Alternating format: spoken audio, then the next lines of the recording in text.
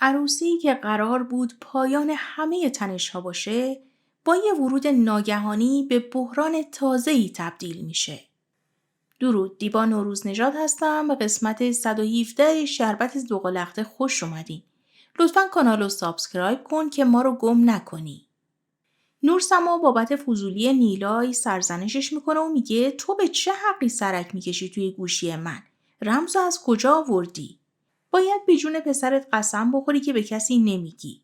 نیلای میگه پسرمو چیکار داری؟ من به کسی چیزی نمیگم. ولی تو هم عاقل باش. باز احساساتی شدی؟ سالکیم استرس گرفته که حالا فردا صبحونه رو باید چیکار کنی.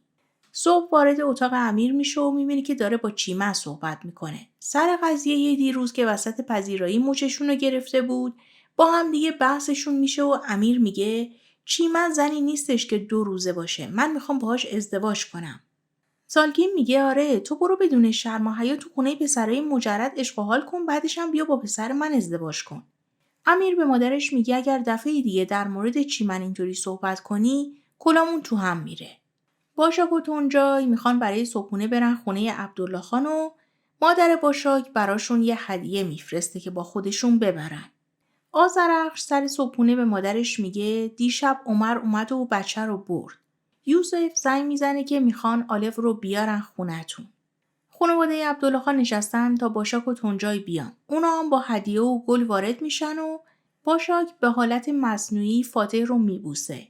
عمر و باده دارن با بچه بازی میکنن و باده میگه من قهوه درست میکنم و لباس گرم تن بچه میکنیم و با هم میریم بیرون.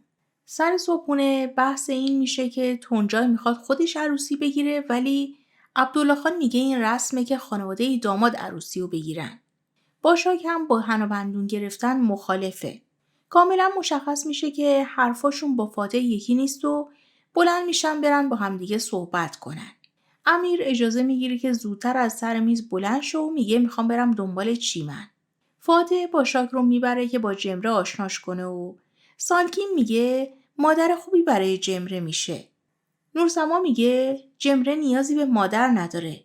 تونجای بهشون میگه باشاک برای بچه داری به این خونه نمیاد اما میونه خوبی با بچه ها داره. فاتح مرد خوششانسیه. فاتح قبل از اینکه برن تو اتاق و جمره رو ببینن به باشاک هشدار میده که جمره خیلی بچه‌ای باهوشیه، جلوش یه حرفایی نزنیم که باعث ناراحتیش بشه.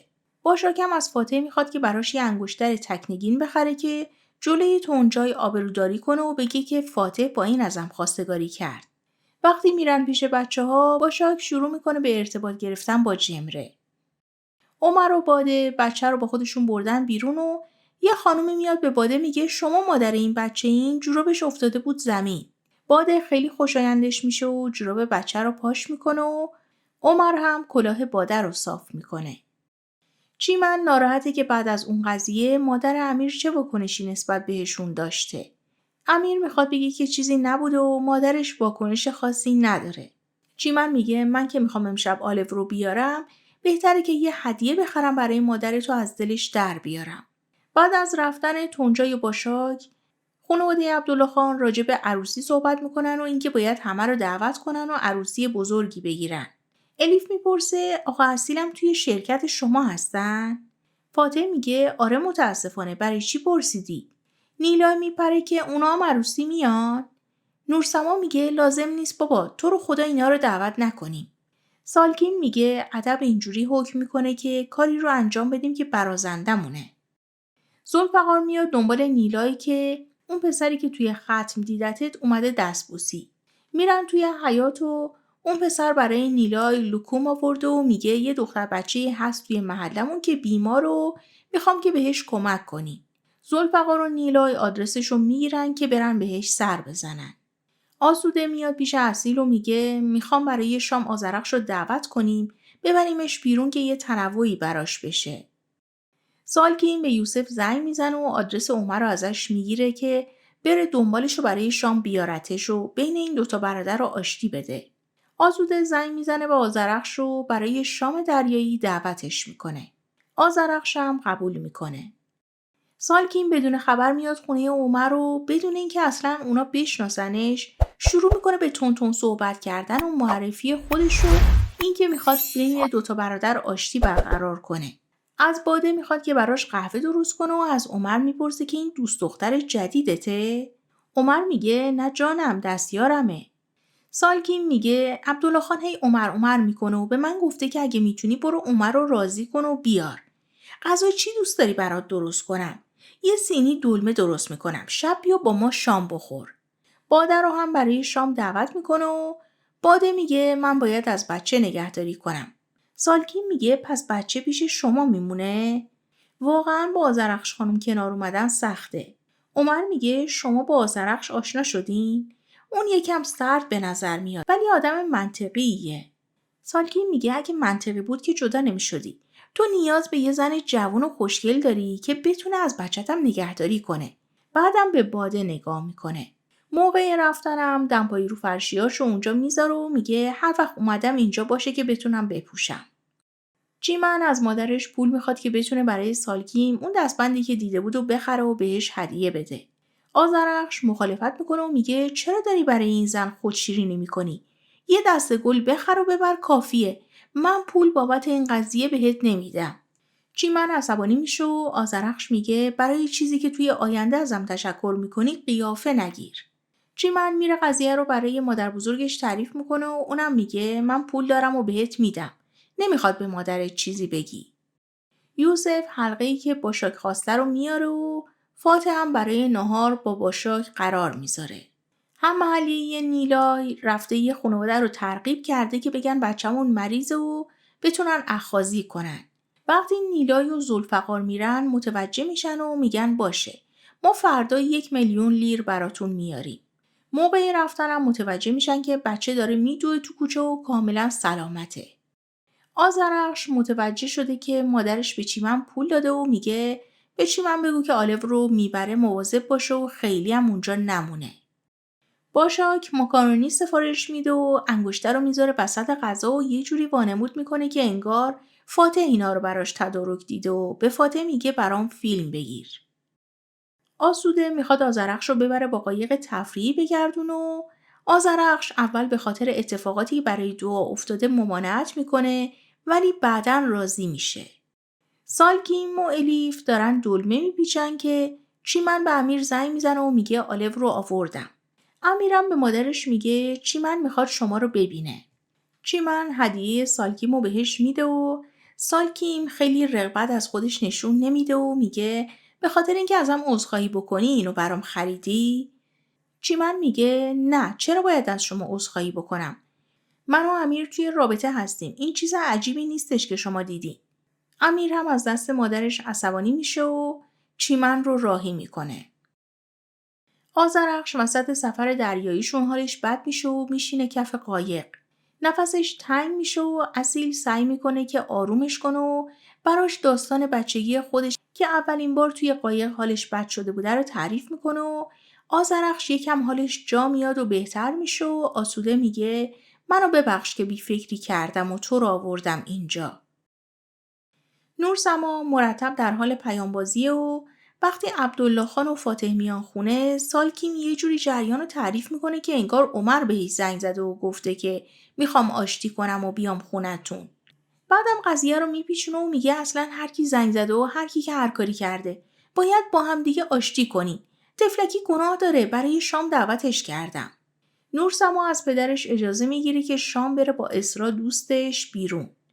و اینکه خبر نداشته که عموش شام میاد. عبدالله خان میگه باشه برو، ولی یه طوری نباشه که هر شب بخوای سر شام نباشی و بری بیرون. آسوده و اصیل و آذرخش اومدن رستوران دریایی و آذرخش داره راجع به احساساتی که اون لحظه بهش دست داد صحبت میکنه و آسوده میگه زمان تنها چاره همه چیز هست. اصیل میگه آبجیم همیشه در مورد شما صحبت میکنه و میگه تو جسورترین زنی هستی که میشناسه. یکم با هم گپ میزنن و میخندن و آذرخش رو زودتر از خودشون میفرستن بره خونه که حالش بهتر بشه. امیر توی اتاقش داره توی اینترنت جستجو میکنه که برای چیمن چه سورپرایزی در نظر بگیره که خوشحالش کنه. الیف میاد تو اتاق و با برادرش صحبت میکنه که راضیش کنه برای شام بره پایین و عمر رو ببینه. امیر میگه من برای چی اومدم اینجا؟ که مامانم یه کاری بکنه که من و چیمن ارتباطمون خوب بشه، ولی ببین چه اتفاقاتی میفته. چیمن ناراحت میاد خونه و قضیه بی احترامی سالکیمو برای مادر بزرگش تعریف میکنه و اینکه سالکیم گفته تو برای عذرخواهی اینو برام خریدی. سلماس خانم میگه عذرخواهی چیه؟ چرا باید عذرخواهی میکردی؟ اگر تا اینجا ویدیو رو دوست داشتین لطفاً لایک رو بزنین که ادامه بدیم. چیمن خودش رو جمع و جور میکنه و میگه نمیدونم همینطوری این حرفو زد. لطفاً جلوی مامانم چیزی نگو. آذرخش میرسه خونه و قضیه بد شدن حالش رو تعریف میکنه. امیر میاد توی پذیرایی و به فاتح میگه کاری برای عروسی بود من انجام میدم. دعوتنامه هاتون رو من چاپ میکنم. نیلای متوجه میشه که اینا چاپخونه دارن و میگه پس شما آدمای پولداری هستین. عبدالله خان بهش تذکر میده که هرچی به فکرت میرسه نباید به زبون بیاری. عمر میاد و با فاتح و عبدالله خان روبوسی میکنه و میرن سر میز شام. باشاک سر میز شامشون یه جوری رفتار میکنه که تونجای انگشترش رو ببینه و بعدم فیلمی که گرفته بوده رو بهش نشون میده. تونجای فیلمو که میبینه متوجه میشه که این ساختگی و لباسی که صبح باشاک پوشیده بوده الان تنشه. ولی باز به روی خودش نمیاره. نیلای میپرسه که عمو جان شما هم به عروسی میاین؟ عمر میگه والا کسی که دعوتم نکرده. سالکیم شروع میکنه که اصلا دعوا و قهر نداریم و عبدالله خان میگه مگه تو رو باید دعوت کنیم تو خودت باید بیای. فاتح میگه تازه باید شاهد عقدمم بشی. امیر به مادرش میگه چرا دستبندی که چیمن برات آورد رو ننداختی؟ اونجا عمر متوجه میشه که امیر و چیمن با هم در رابطه هستن و میگه چیمن مثل بچه خودم میمونه نکنه که قصد جدی نباشه. امیر میگه نه قصد من جدیه. کاباره سوتا پر از مشتری شده و آبدین از وجود چند تا از مشتریان ناراحته. یکی از مشتریا به سوتاب تیکه میندازه و سوتاب و آبدین باهاشون درگیر میشن. یکیشون چاقو در میاره که فرو کنه توی شکم آبدین و آبدین همون چاقو رو برمیگردونه توی شکم خود اون شخص. اصیل و آسوده رسیدن خونه و دارن گپ میزنن که از کلانتری خبر میدن که آبدین دستگیر شده. آذرخش به عمر زنگ میزنه که چرا کمال رو نیاوردین. وقتی هم که میفهمه کمال و باده و عمر با خودشون بردن بیرون شروع میکنه به داد بیداد کردن و عمر میگه آذرخش قطع میکنم دارم رانندگی میکنم عصبانیم نکن فردا کمال رو میارم.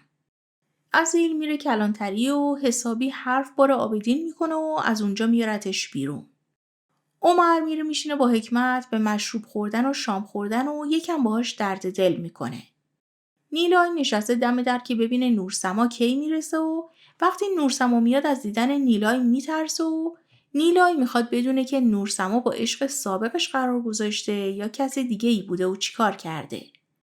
عمر مست میاد خونه و وقتی که باده میبینتش بهش میگه بهتره که بلند شی بری بخوابی. وقتی میخواد زیر دستش رو بگیره به همدیگه برخورد میکنن و همدیگه رو میبوسن و رابطه برقرار میشه. صبح پستچی کارتای عروسی فاتح رو میاره و همه سر صبحونه راجع به عروسی و تدارکات و دعوت کردن مهمونا صحبت میکنن. باده خواب میبینه که با عمر و کمال از در وارد میشن و سند ازدواج توی دستش رو با عمر ازدواج کرده. وقتی از خواب بیدار میشه میبینه که عمر کنارش نیست. فکر میکنه که نکنه همش خواب بوده. میره توی پذیرایی و به عمر میگه معذرت میخوام خیلی خجالت میکشم. نمیدونم راجع به دیشب چی بگم. عمر میگه جفتمون یه چیز لحظه‌ای رو تجربه کردیم. ولی نمیخوام این موضوع به رابطه کاریمون لطمه بزنه. تو برای من و کمال خیلی با ارزشی. نمیخوام به خاطر یه اشتباه تو رو از دست بدم. باده چشماش پر از اشک میشه و میگه منم همینو میخوام. کمال اولویت منه. بچه رو برمیداره میبره که آماده کنه ببره برای آذرخش. جمره و عبدالله با همدیگه دعواشون شده و عبدالله لپ جمره رو گاز گرفته. فاتح هم عصبانی میشه و سر نیلای داد و بیداد میکنه. نیلای گریه کنون میاد قضیه رو برای سالکیم تعریف میکنه و بعدم آماده میشه که بره خونه مادرش. اصیل آبدین رو خبر کرده سر صبحونه که آسوده باهاش صحبت کنه و آسوده بهش میگه دنیای تو با اون زن متفاوته. اون زن سالها توی یه دنیای دیگه زندگی کرده. زندگی باهاش مهربون نبوده. این مدل آدما عشقو میشناسن ولی نمیدونن آرامش چیه. تا جایی که بتونن مبارزه میکنن و کوتاه نمیان. از شر این زن خودت رو خلاص کن وگرنه نمیذارم اینجا بمونی. وقتی نیلای میخواد بچه رو با خودش ببره، هم محلیش میاد و میگه من دیشب بهتون شماره شبا دادم ولی هیچ چیزی برام واریز نکردی. نیلای میگه وای حسابم مسدود شده. بیا یه کاری بکنیم. تو برام 50,000 تا بریز تا حسابم از مسدودی در بیاد. بعد من 1,050,000 برات واریز میکنم. بعد از رفتن پسره با ذوالفقار میخندن و نیلای میگه وقتی پولو ریخت همه رو بین فقرا تقسیم میکنم. وقتی باده بچه رو میاره برای آذرخش شماتتش میکنه که چرا تو این هوا بچه رو بردین بیرون. باده هم از لجش تعریف میکنه که اون زن جوراب بچه رو برداشت و به من گفتش که شما مادر بچه این. آذرخش عصبانی میشه و میگه باده جون اگه خیلی دوست داری که بچه داشته باشی خودت به دنیا بیار. باده میگه اتفاقا توی همین فکرم هستم. باشاک لباس عروسی که برای مادرش بوده رو داده تعمیر کردن که خودش بپوشه. تونجای از دیدن لباس احساساتی میشه. کاباره سوتاب بسته شده و به آبدین زنگ میزنه میگه امروز که من انقدر ناراحتم چرا نیومدی پیشم؟ من به تو نگفتم که وارد رابطه بشیم آبدین، تو اومدی پیش من. نیلای میاد پیش مادرش و قضیه دعوای بچه ها رو تعریف میکنه و ناراحته که نکنه عبدالله هم مثل پدرش یه مشکلی داشته باشه. مادرش رو دعوت میکنه به عروسی فاتح و وقتی که سوتاب میگه من چیزی ندارم کادو بدم، نیلای میگه من برای جفتمون خریدم. فاتح به باشاک زنگ میزنه که کارتای عروسی رو میخوام بیارم و تونجایم میذاره میره پیش زنش که فاتح رو نبینه. عبدالله خان برای آسوده و اصیل کارت میبره. فاتح کارتا رو میاره پیش باشاک و قضیه گاز گرفته شدن جمره رو تعریف میکنه و خیلی عصبانیه. شب نورسما میاد دیدن فاتح و جمره. به فاتح میگه درسته که جمره مادر نداره ولی عبدالله هم پدر نداره. فاتح از کاری که کرده پشیمون و ناراحت میشه و بعدم میره پیش نیلای و ازش دلجویی میکنه.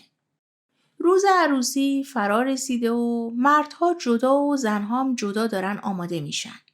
توی سالن الیف همش برمیگرده و به اصیل نگاه میکنه. آبدین میاد پیش سوتاب که از دلش در بیاره ولی سوتاب بهش میگه اگر اهالی خونه ذهنتو شستشو دادن به خاطر همین داری با هم صد رفتار میکنی من میتونم قطب شمال باشم. بعدم با نیلای پچ میکنن و راجب باده که چشم از عمر بر نمیداره صحبت میکنن. سوتاب چشمش تونجایی گرفته و نیلای ساکتش میکنه. امیرم به الیف تذکر میده که انقدر این ور اون ور رو نگاه نکن. حکمت وارد عروسی میشه و به سمت تونجای و زنش نگاه میکنه. تونجای عصبانی میشه و میره به حکمت میگه برای چی اومدی اینجا؟ حکمت میگه اگر بخوای مشکل پیش بیاری اینجا رو روی سرت خراب میکنم. اومدم عروسی دخترم. عبدالله خان به عمر میگه بلند شو بریم ببینیم چه خبره. حکمت خودش رو به عنوان پدر تنی باشاک معرفی میکنه و سالکیم هم تعارفش میکنه که بشینه سر میز آسوده. اصیل میاد سر میز الیفینا و باهاش احوالپرسی میکنه و به الیف میگه خیلی زیبا و شیک شدی.